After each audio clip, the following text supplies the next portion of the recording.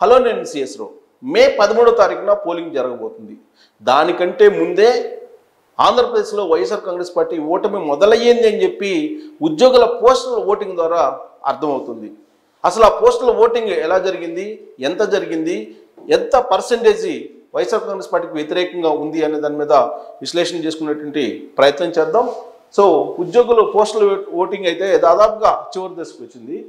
అయితే ఈసారి పోలైనటువంటి ఓట్లకు గతంలో అంటే 2019 ఎన్నికల్లో పోలైనటువంటి పోస్టల్ ఓట్లకు వ్యత్యాసం చూసుకొని రాబోయేటువంటి రోజుల్లో జగన్మోహన్ రెడ్డికి ఈ పోస్టల్ ఓట్ల ద్వారా ఎంత ఎఫెక్ట్ పడబోతుంది అనే దాని మీద ఒక కంక్లూషన్కి రావచ్చు.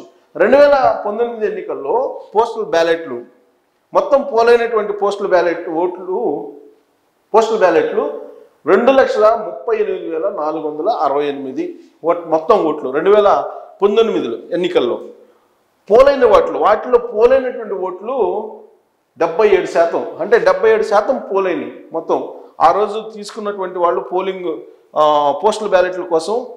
బట్ పోలైనటువంటి ఓట్లు 2,38,000 అంటే పోలైనటువంటి ఓట్లు 77% ఉంటుందని చెప్పి ఆ రోజు వచ్చినటువంటి ఒక ఫిగర్. ఇంకా వైసీపీకి పోలైనటువంటి ఓట్లు మొత్తం ఓట్లలో 1,34,000 ఓట్లు ఆ రోజున వైసీపీకి వచ్చినాయి. తెలుగుదేశం పార్టీకి 80,000 వచ్చినాయి పోస్టల్ బ్యాలెట్ ఓట్లు 2019 ఎన్నికల్లో. జనసేనకు 11,000 పోస్టల్ ఓట్లు పోలయ్యాయి.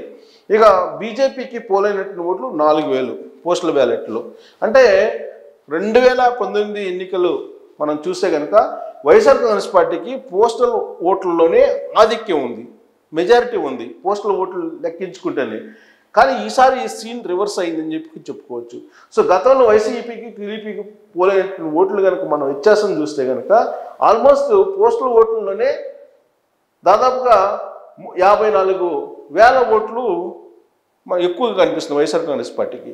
బట్ ఈసారి అలా లేదు. ఈసారి పరిస్థితి ఎలా ఉంది అనే దాని మీద మనం విశ్లేషణ చేసుకొని కంక్లూషన్కి వద్దాం. సో మొత్తం ఈసారి నమోదు చేసుకున్నటువంటి ఓటర్లు 6 లక్షల మంది. ఈ 6 లక్షల్లో మే 4వ తారీఖు నుంచి 8వ తారీఖు వరకు పోలైనటువంటి ఓట్లు 4,32,222. ఇది ఆంధ్రప్రదేశ్ చరిత్రలో ఒక రికార్డు. ఇన్ని పోస్టల్ బ్యాలెట్ ఓట్లు నమోదు కావడం లేదా పోలవటం అనేది ఒక రికార్డు. అసలు నమోదు కావడమే 6 లక్షలు. అదే గత ఎన్నికల్లో మనం తీసుకుంటే 2 లక్షల చిల్లరే ఉన్నాయి. కానీ ఈసారి దాదాపుగా 3 పెరిగింది ఏది నమోదైనటువంటి ఓట్లు. నమోదు చేయించుకున్నటువంటి వాటిలో పోలైన ఓట్లు తీసుకుంటే 4,32,000. అది కూడా 8వ తారీఖు వరకు. 9వ తారీఖు ఇచ్చారు, 10వ తారీఖు ఇచ్చారు, అలాగే 11వ తారీఖు కూడా ఇచ్చారు.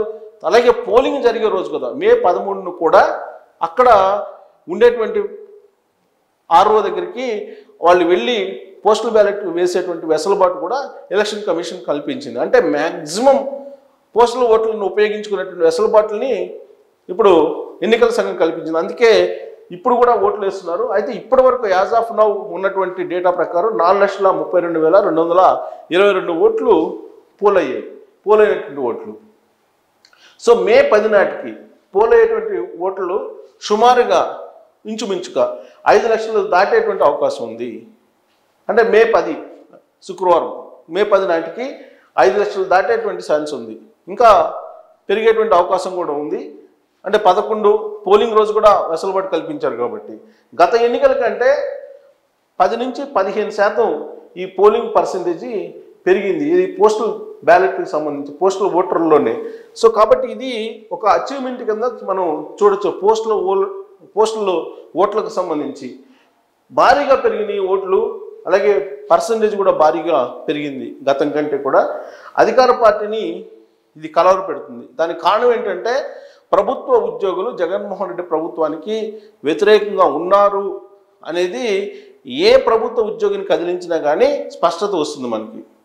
దానికి కారణం ఏంటంటే సిపిఎస్ని రద్దు చేస్తానని చెప్పి జగన్మోహన్ రెడ్డి ఇచ్చినటువంటి ప్రధానమైనటువంటి హామీ 2019లో. ఆ తర్వాత ఆయన అధికారంలోకి వచ్చిన తర్వాత సిపిఎస్ మీద ఇన్ని రకాల కుప్పిగంతులు వేయాలో అన్ని రకాల కుప్పిగంతులు వేసేశారు. లాస్ట్కి సిపిఎస్ రద్దు కుదరదు, దాని బదులు జీపీఎస్ తెస్తామని చెప్పారు. మాకు జీపీఎస్ వద్దు, ఓపీఎస్ కావాలి అన్నారు. అంటే ఓల్డ్ పెన్షన్ స్కీమ్ కావాలి అన్నారు. కుదరదు, జీపీఎస్ మాత్రమే తీసుకోవాలని చెప్పి అన్నారు. సో దాని మీద రకరకాల చర్చలు పెట్టారు.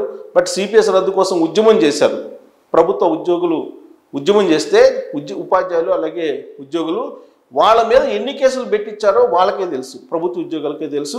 అలాగే ఆంధ్రప్రదేశ్ పోలీసుల చేత ఏ విధంగా వాళ్ళని ఇబ్బంది పెట్టారో కూడా ప్రభుత్వ ఉద్యోగులకు బాగా తెలుసు. అందుకే జగన్మోహన్ రెడ్డి ప్రభుత్వం మీద తీవ్రమైనటువంటి వ్యతిరేకతతోటి ప్రభుత్వ ఉద్యోగులు, ఉపాధ్యాయులు, అంగన్వాడీలు వీళ్ళందరూ కూడా ఉన్నారని చెప్పి క్లియర్గా ఎవరైనా చెప్తారు. ఆంధ్రప్రదేశ్ పరిపాలన గురించి కనీసం తెలిసినటువంటి వాళ్ళు. సో ఇప్పుడు అధికార పార్టీని అదే కలవర పెడుతోంది.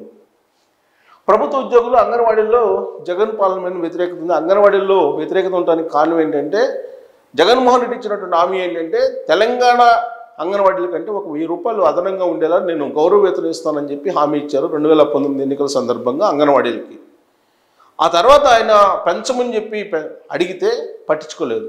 చివరికి వాళ్ళు సమ్మెకి దిగారు. దాదాపు 4 రోజుల పాటు సమ్మె చేశారు. ఆ సమ్మెని విచ్ఛిన్నం చేయడానికి ప్రయత్నం చేసింది జగన్మోహన్ రెడ్డి ప్రభుత్వం. కానీ గౌరవ వేతనం పెంచాలి అనేటువంటి ఆలోచన చేయలేదు అనేది వాళ్ళలో ఉన్నటువంటి అసంతృప్తి. అందుకే వాళ్ళు వ్యతిరేకంగా ఉన్నారు. సో సౌకర్యాలు లేకపోయినా కానీ ఈసారి పోస్టల్ ఓటింగ్లో ఉద్యోగులు ఇండివిజువల్గా ఎవరికి వాళ్ళే పాల్గొన్నారు. గతంలో ఎప్పుడు కూడా ఇంత సీరియస్గా క్యూలో నుంచొని పోస్టులు పెట్టినటువంటి దాఖలాలు లేవు. పోస్టుల ఓటు వేసినటువంటి దాఖలాలు. ఈసారి మాత్రం ఉద్యోగులు క్యూలో నుంచొని ఓపికగా ఓటు వేశారు. ఒకవేళ ఓటు హక్కు కల్పించలేనటువంటి పరిస్థితుల్లో కొన్ని సందర్భాల్లో పోరాడి ఓటుని తీసుకొచ్చి ఓటు వినియోగించుకున్నారు ఉద్యోగులు ఈసారి. అదే ప్రభుత్వ వ్యతిరేకత ఎంత ఉంది అని చెప్పి చెప్పడానికి ఒక నిదర్శనంగా చెప్పొచ్చు. ఇక ఈసారి పోస్టల్ బ్యాలెట్లో టీడీపీ కూటమికి 80% ఓట్లు ఉంటాయని చెప్పి అంచనా వేస్తున్నారు.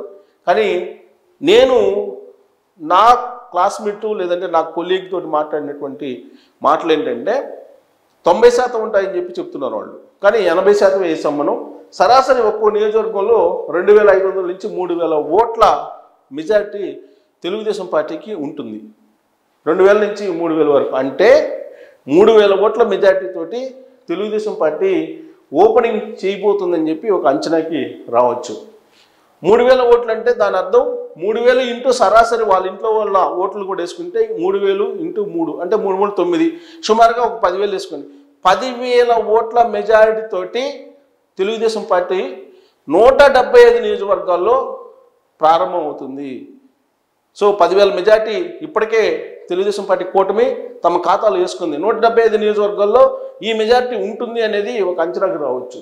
2019లో మనం లెక్క చూస్తే కనుక 3000 లోపు మెజారిటీ తోటి 30కి పైగా సీట్లు వైఎస్ఆర్ కాంగ్రెస్ పార్టీ గెలిచింది.